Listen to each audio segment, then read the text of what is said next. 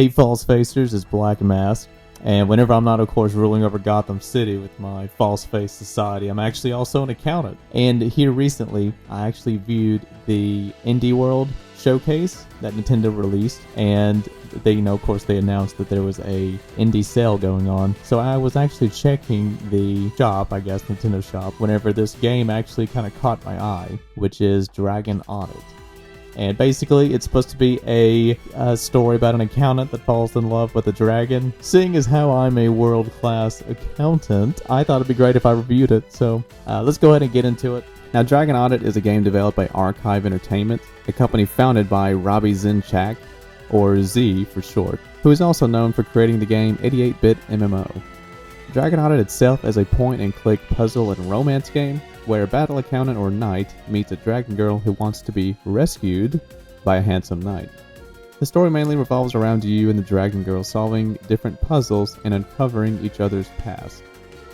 To preface this video, I will only be critiquing the game in two areas, which is gameplay and story. I will not be reviewing the game's animation or graphics, because at the end of the day, this is an indie game. I only paid $9 for it, so to expect AAA graphics is kind of silly to me. So with that said, let's get right into the review.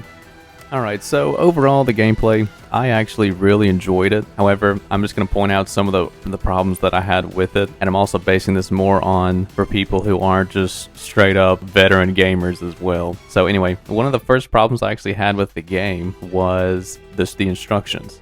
Whenever you first enter the game, you load up in your house. The thing is, though, the game doesn't actually tell you how to open your menus or anything like that. You kind of just have to figure it out. Now, for me, this wasn't actually a problem because the game is very simple enough to understand. But for someone who does not play games very often, it could pose as a problem. To be fully transparent, though, if you open up your menu, there were instructions for you. But, I didn't actually open up my menu, dare I say, until I was probably a quarter into the game. I'm no game expert, but I would say for maybe the sequel, maybe keep in mind to have a short tutorial at the beginning of the game. Just one that's incorporated into the story, not one that's just long and, goofy, but maybe incorporate a short, press A or B to do this or that, maybe something like that. Another problem that it personally didn't really affect me, but I did see a lot of people complain about it online, and that was the camera angle of the character.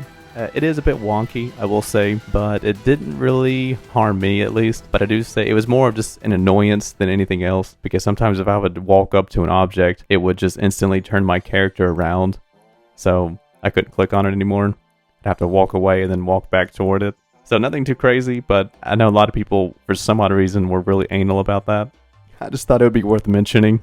This is personally super nitpicky for me, but for a game based around an accountant, the puzzles were not accounting related. Now this is a pro and a con because, for those of you that don't really understand accounting, well naturally you probably don't want to have puzzles based around it. However, it would have been nice to at least have one of the puzzles in the game maybe based vaguely around accounting, or maybe have some bookkeeping elements to it. I don't know, I'm just throwing out ideas. But speaking of puzzles, though, they were actually surprisingly really difficult. Not all of them, but one took me almost 50 minutes. I almost hate to admit that. One took me almost 50 minutes to actually figure it out, and I had to actually kind of force my way into it. And it was, I don't know if I'm just a retard or what, but you had to unlock a closet door, and oh man, I still have nightmares over it. So I say, congrats, Robbie. You made a puzzle that even Riddler himself probably would have had difficult solving, so I'll give you kudos on that, because I didn't expect an indie game to have such difficult puzzles in it. So overall, though, like I said, gameplay-wise, the game runs very well. I didn't encounter any bugs that, would kick me out of the game.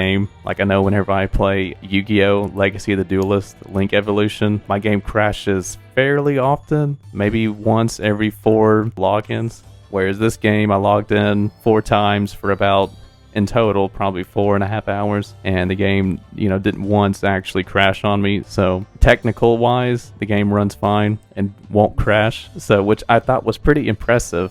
for an indie game, especially when they put this game not only on Nintendo but also on the PS4 and Steam, and I want to say even Xbox, but I'll check on that. The actual gameplay, I would say, probably would be around 2 to 3 hours if you don't just... It could probably be 2 hours if you don't just fart around like I did throughout the game, because I would just kind of click on stuff just to see what the dialogue was. Even if I already kind of knew what the dialogue would be, I would go back and click on it just to see if the dialogue would change. So I kind of just ran around the game, kind of goofing off for a lot of it, probably wasting time.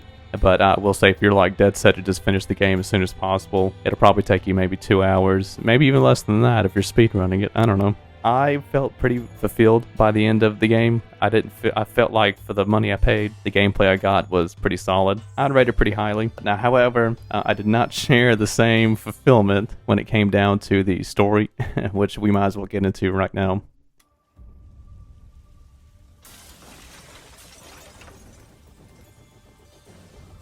So, okay, before I go any further, I have to say the ending of the game left me very empty. I won't give any spoilers, but I did not feel fulfilled at all by the ending. And Robbie, you better make a sequel and finish this game. The ending of the game felt very rushed. That doesn't mean I hated the story, though, because overall it's quite the opposite. I really enjoyed it. Call me lame, but my favorite genre of anime is either romantic comedies or slice of life. For example, one of my favorite animes, And You Thought There Was Never a Girl Online. I like it because it's just a fun, kind of one-off comedy that's pretty positive. The reason I bring this up is the game struck me very similar to that type of anime.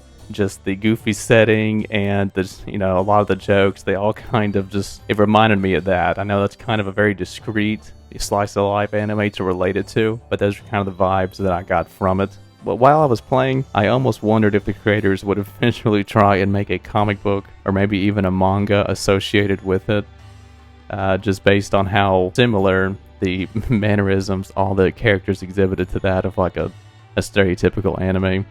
But who knows, that's just my impressions I got from it. Could be wrong. I will say, regarding the story though, the dialogue was pretty good. I mean, there was a lot of jokes made toward, just your generic, internet culture. There was a lot of memes injected into it that you're probably going to at least laugh at. I will say, though, that the innuendos used toward the end got to be a bit much for me, at least. The dragon almost always seemed incredibly orny for the remaining part of the story. So for the sequel that I know Robbie's definitely gonna make for me, maybe tone down the dragon's dialogue just a bit, just a bit. Let's not have a thirsty dragon throughout the whole game. However, I will say there's a dungeon scene. I thought that was super hilarious, Robbie, so, kudos to you for putting in a really funny scene. But there are no spoilers here, false facers. You have to buy the game to actually find out about the scene. See, Robbie, I plugged the game for you. Let me be in your sequel. The only real gripe I had about the story, it was really whenever the backstories of the two main characters was revealed.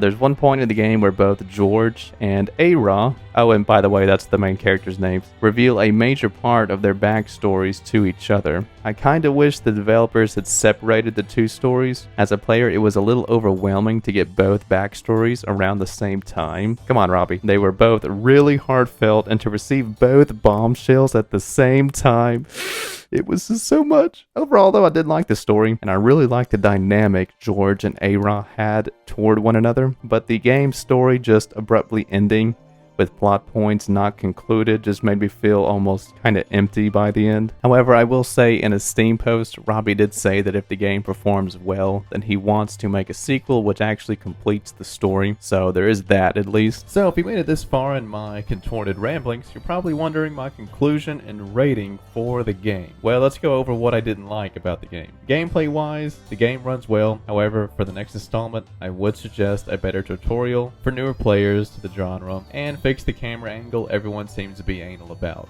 Now personally, the camera angle didn't really affect me, but maybe twice. I would maybe also throw this in here, maybe add a few more NPCs. That's maybe more of a story aspect, but I just thought I might as well leave it somewhere. My biggest gripe with the game really comes from the story itself. Again though, I still enjoyed the story. I do want to put that in there. I really enjoyed the story. It was really heartfelt. but the developers unveiled both characters' backstories together in one cutscene, and I believe for the next game they should try to break up those major past events of the characters into two separate parts of the game. For example, if you had two friends come to you and each share a deeply past traumatic experience with you, wouldn't you be a bit overwhelmed and have difficulty consoling both, let alone just one? Maybe just break it up to where both characters maybe hide their past, and then slowly each one kind of coaxes both to admit their past to one another, but of course at different parts. Overall though, the story, I really did like it. It was really cute, had a lot of jokes put into it based not only on accounting but also memes and anime as well. So False Facers, should you buy the game? Well, for an indie I only paid $9 for, I believe it is definitely worth it. I rate Dragon Audit a solid 4 black masks on the indie romance scale. As an accountant, I definitely can appreciate the game more than most probably, but even if accounting makes you go, ugh, well, the romance and non-accounting related puzzles will definitely have you hooked. So if you are in an indie type of mood, I would definitely recommend you grab the game and support the small developers, Archive Entertainment.